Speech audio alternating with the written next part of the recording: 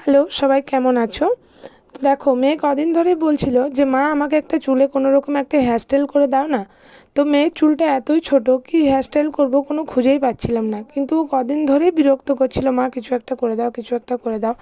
এরপর আমার সারাদিন সকাল থেকে রাত্রি পর্যন্ত সময়ও নেই, কিন্তু কি করব, মেয়ের একটু মেয়ে যাতে একটু আনন্দ পায়, একটু হাসে, তার জন্য ওই চুল নিয়ে বসলাম। কিন্তু তখন বাজে রাত্রি 11:30। কীরকম বিরক্তি লাগে বলো।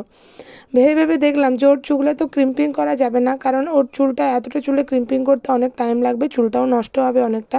তো কোনো রকম ক্রিম্পিং না করে ওকে একটা হেয়ারস্টাইল করে দিলাম শর্টকাটে, যাতে ও একটু আনন্দ পায়। ঠিক আছে, রাত্রি 11:30টার সময় মা মেয়ে এইরকম কাজ চলছে। ছোটো মেয়ে তখনও ঘুমোয়নি, ওকেও বস করে রেখেছি চুপ করিয়ে কোনোভাবে। 11:30 বাজে, আমি যতক্ষণ না বিছানাতে ঘুমাবো ও কোনো মতেই ঘুমাতে চায় না। তারপরে ওকেও হেয়ারস্টাইলটা করে দিতেই হবে, এরকমই আর কি। তো এই নিয়ে করলাম হেয়ারস্টাইল, একটা ছোটোখাটো হেয়ারস্টাইল করে দিলাম। হেয়ারস্টাইলটা করে আমি যে কখন শুয়ে পড়েছি, তারপর ও সব জিনিসপত্র আবার আমার রেখেছে, তারপর ও শুয়েছে। আমি হেয়ারস্টাইল করে শুয়েই ঘুমিয়ে পড়েছি ছোটো মেয়েকে নিয়ে।